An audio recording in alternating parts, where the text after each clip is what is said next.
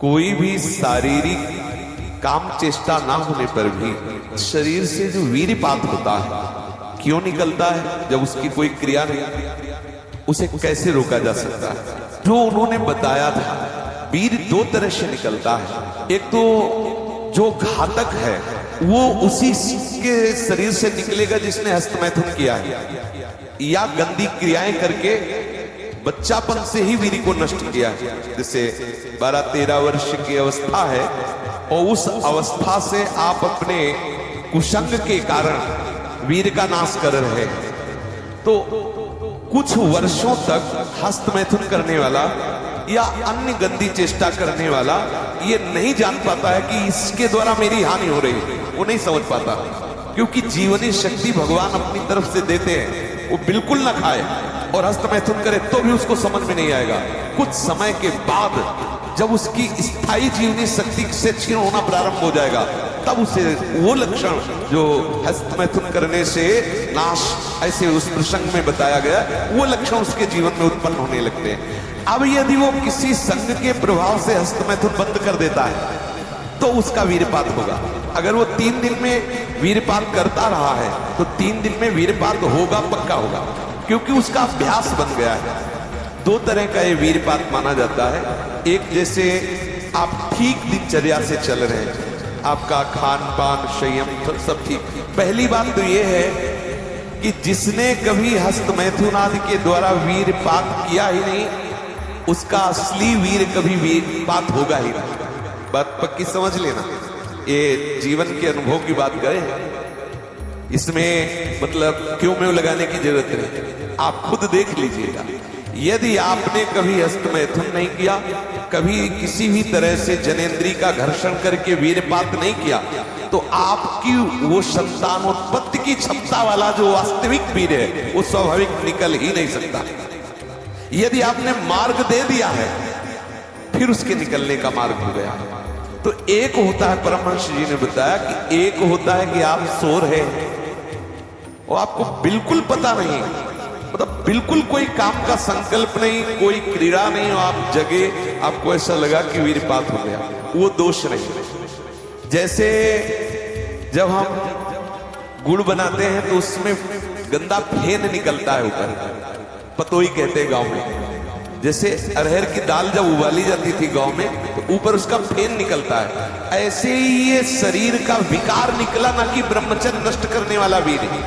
बहुत ध्यान पूर्वक सुनने लायक। उपासक को उसमें परेशान नहीं होना। आपको बिल्कुल पता नहीं चला, कोई चेष्टा नहीं हुई, किसी भी तरह की हरकत नहीं हुई, और आप जगे और आपको लगा कि वो हमारे वस्त्र गंदे हो गए, तो वो आप ब्रह्मचारी ही हैं। आपके ब्रह्मचार्य का नाश नहीं हुआ, वो जीवनी शक्ति नहीं निकली, और आप हस्तमैथुन या अन्य क्रियाओं द्वारा वीर्यपात करते रहे, और आज आपने रोक दिया कि आज से नहीं करूंगा, तो बंद नहीं हो जाएगा, वो चलेगा। अगर आप ठीक नियम से चलेंगे तो 6 महीना लगेंगे आपको उसको कवर करने में, 6 महीना लगेंगे। और अगर आपने प्रमाद स्थिति की, वो तो निकल ही जाता है, फिर हमको करने से क्यों मना किया जाता है? तो आप देख लेना, कुछ समय बाद आपकी हालत बहुत गंभीर हो जाएगी, जो आप बता भी नहीं पाएंगे किसी से। क्या गंभीर हो जाएगी? आप ऐसे ही साधारण क्रियाओं में ब्रह्मचर्यहीन हो जाएंगे, ऐसे ही छुएंगे वैसे आप ब्रह्मचर्यहीन हो जाएंगे। ये हम सब महापुरुषों के अनुभव और मिले हुए लोगों से, सैकड़ों लोग ऐसे मिलते हैं जो अपनी स्थितियों को बताते हैं। तो जो संत महापुरुषों ने जीवन में अनुभव किया है, उसके आधार पर पहले साधक को चाहिए कि ये देख ले कि हमारे द्वारा कोई हस्तमैथुन आदि क्रियाएं, जो निंदनीय क्रियाएं, वो तो नहीं हो रही। एक हमारे अंदर मान्यता बैठ गई है कि वीर शरण में ही आनंद है, ये साधक को छोड़ना होगा। क्या तुम्हारा जीवन का आनंद केवल इतना ही है? कब ब्याह हो तो संतानोत्पत्ति के लिए वो मार्ग, तब तक आप ब्रह्मचारी रहे। क्या इतने इंद्रियों के गुलाम हो गए? क्या इतना ही केवल आपने सुख समझ लिया? तो फिर आप देखना कि आगे आपको ये मन किस दशा में पहुंचा देता है। तो जो नव युवक जन है, साधक जन है, वीरपात में यदि उनका कोई स्मरण नहीं रहा और वीरपात हो रहा तो घबराने की जरूरत नहीं। और यदि स्वप्न में आपने स्त्री आदि का संयोग देखा या कोई ऐसी घर्षण आदि क्रिया हुई या कोई ऐसी कामोत्तेजना जनित और फिर आपका वीरपात होता है तो आपके गंदे विचार और पूर्वाभ्यास के कारण होता है। ये बहुत ही गंदी बीमारी है जो आपको अंदर ही अंदर खोखला करती जाएगी। ये जो शुक्रपात, वीरपात, वीर स्खलन, स्वप्न दोष जिसे कहा जाता है, ये दैहिकी वीरपात और व्याधिकी वीरपात। दैहिकी वीरपात जो स्वाभाविक हो जाता है उसमें बिल्कुल आपकी हानि नहीं, कोई दोष नहीं। और जो ये व्याधिकी वीरपात है ये बहुत हानिकारक है, ये आपके जीवनी शक्ति को नष्ट कर देने वाला है, इसलिए इससे सावधान रहें। सबसे पहली बात, ऐसे लोगों का कदापि संग न करें जो हस्त मैथुन करते हैं। जो ऐसे लोगों का कदापि संग न करें जो गंदी तरीके से वीर का नाश करते हैं।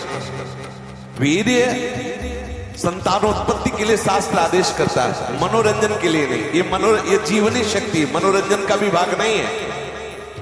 पहली बात, इस स्वप्न दोष से निकलने के लिए हस्त मैथुन को पूर्णतया बंद कर दिया जाए। अगर आप सदगृहस्थ भी हो चुके हैं तो कुछ महीने के लिए आप अखंड ब्रह्मचर्य का नियम लें जब तक आपका वीरपात होना ठीक ना हो जाए।